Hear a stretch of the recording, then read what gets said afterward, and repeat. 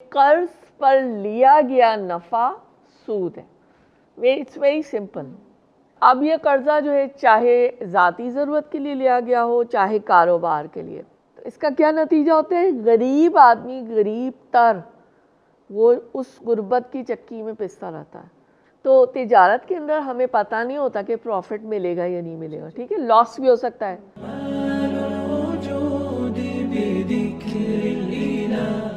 मेरा छठा सवाल आपसे ये है कि सूद के बारे में कुरान मजीद क्या हुक्म देता है?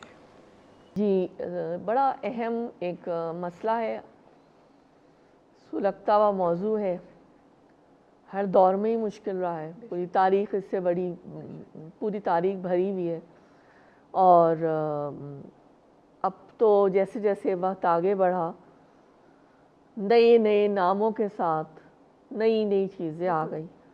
वेस्ट में भी आप देखें मॉर्गेज के नाम से आप पूरा घर सजा लें, गाड़ी भी खड़ी होगी आपके डोर स्टेप पे, सब कुछ कर लें, लोग आपको घरों की मुबारकबाद दे रहे होंगे, लेकिन असल में उसके पीछे जो है वो क्या है, वो सोचने की हमारे लिए बात है। लेकिन वो ऐसी बात नहीं है। अब जो अल्हम्दुलिल्लाह जो लोग इस्लाम पे अमल करते हैं और समझते हैं अल्लाह के कवानीन को, तो उसके लिए भी मतलब रास्ते निकल आए, वेस्ट में भी और यहाँ भी, पूरी दुनिया की मैं बात कर रही हूँ। ऐसा नहीं है कि हम किसी शिकंजे में जकड़े हुए हैं, ये हमारी मतलब अपने ख्याल, इरादे और समझ की बात है कि हम क्या करना चाहते हैं।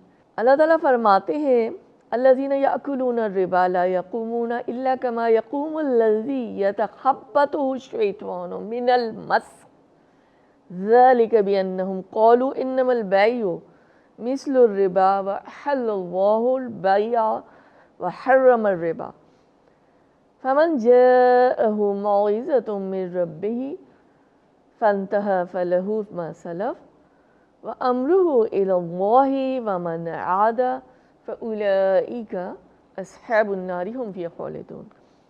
जो लोग सूद खाते हैं वो ब्रैकेट में खबरों से इस तरह हवास बाख्ता उठेंगे जैसे किसी जिन ने लिपट कर उनको दीवाना बना दिया हो। आप सख्ती देखें अल्फाज की, इंटरेस्ट जिसको हम कहते हैं, ये इसलिए कि वो कहते हैं कि तिजारत भी तो नफ़े के लिहाज से वैसा ही है जैसे सूद लेना। हालांकि तिजारत को अल्लाह ताला ने हलाल किया है और सूद को हराम, अल्लाह के अल्फाज है। तो जिस शख्स के पास खुदा की नसीहत पहुंची और वो सूद लेने से बाज आ गया, तो जो पहले हो चुका वो उसका, और क़यामत में उसका मामला खुदा के सुपुर्द।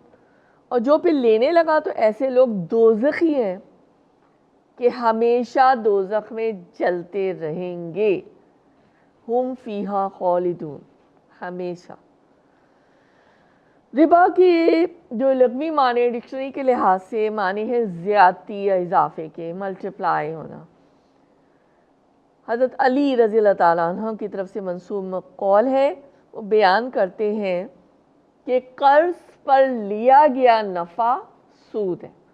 It's very simple. अच्छा, अब ये कर्जा जो है चाहे ज़ाती ज़रूरत के लिए लिया गया हो चाहे कारोबार के लिए, दोनों के जो कर्ज पे अगर कोई सूद देना है आपको तो वो हराम है।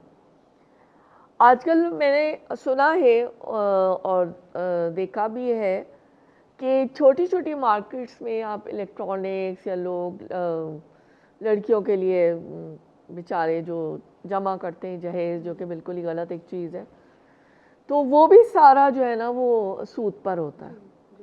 तो वो उस पे करके और वो ले लेते हैं और फिर वो अपना बोझ जैसे उतारते हैं और बाद में फिर सालों तक जो है ना वो देते रहते हैं। यानी ये चीज़ हर तबके में मौजूद है।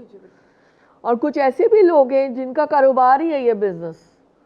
हमारे मुल्क में भी ख़ास एरियाज़ हैं, ख़ास मैं कोई ज़िक्र नहीं करना चाहूँगी, ना मेरे पास की कोई दलील है, लेकिन ऐसे बहुत से लोग हैं जिन्होंने इसको अपना कारोबार बनाया हुआ है। तो इसका क्या नतीजा होता है? गरीब आदमी गरीब तर वो उस गुर्बत की चक्की में पिसता रहता है, और जो कर्ज लेने वाला है ना قرض جس نے دیا تھا سوری، اور جو منافع لینے والا ہے اس کے اوپر وہ جو ہے وہ اس کے پاس پیسہ جمع ہوتا چلا جاتا ہے. تو اب فرق کیا ہے دونوں میں؟ اب لاسٹ پوائنٹ دیکھ لیتے ہیں. تجارت کے اندر آپ نے کہ انویسٹ کیا پیسہ، رائٹ؟ تو تجارت کے اندر ہمیں پتہ نہیں ہوتا کہ پروفٹ ملے گا یا نہیں ملے گا، ٹھیک ہے، لاس بھی ہو سکتا ہے، اصل رقم بھی پوری ضائع ہو سکتی ہے، ڈوب سکتی ہے، ایسے بڑے واقعات ہیں. اور سود کا کیا ہوتا ہے یہ کہ جو ہے اس میں جو ہے آپ کو یعنی جو دے رہا ہے فکس اماؤنٹ آپ کو ہاں آپ کو جو ہے وہ اماؤنٹ جو طے ہو گیا تھا وہ اس کو ملے گا. تو یہ ایک ظلم کی بڑی واضح صورت ہے جو کہ شریعت اسلامیہ جو ہے نا وہ جائز قرار نہیں دیتی. اللہ تعالیٰ ہمیں اس لعنت سے بچائے نا.